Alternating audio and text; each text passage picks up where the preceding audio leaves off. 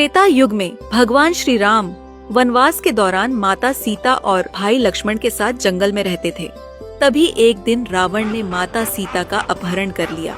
श्री राम बहुत दुखी हुए और सीता की खोज करते हुए जंगल जंगल भटकने लगे। रास्ते में उन्हें जटायु द्वारा सीता जी का पता मिला।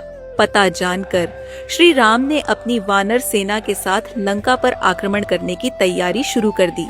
जब भगवान श्री राम समुद्र किनारे पहुँचे तो वे चिंतित हो उठे, क्योंकि लंका तक जाने का रास्ता समुद्र से था और समुद्र अत्यंत गहरा था।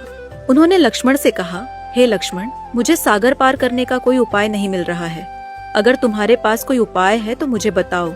यह सुनकर लक्ष्मण बोले, भ्राता, यहाँ से कुछ दूर महान ऋषि बगदालभ्य मुनि का आश्रम है। वे अत्यंत विद्वान और तेजस्वी हैं। हमें उनसे ही मार्ग पूछना चाहिए। कुछ ही समय में वे दोनों मुनि के आश्रम पहुँचे। भगवान श्री राम ने विनम्रता पूर्वक मुनि को प्रणाम किया और उनसे मार्ग पूछा।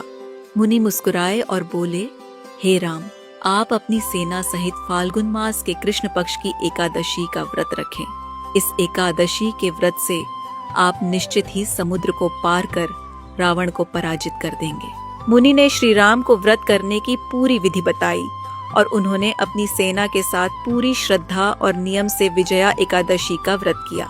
द्वादशी के दिन विधिवत पारण किया और सागर पर राम सेतु का निर्माण कर लंका पहुँचे। वहाँ श्री राम और रावण के बीच युद्ध हुआ और श्री राम ने रावण का वध कर दिया।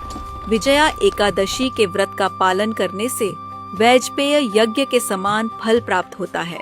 इस व्रत से मनुष्य को हर कार्य में सफलता प्राप्त होती है और वह विष्णु लोक की प्राप्ति करता है।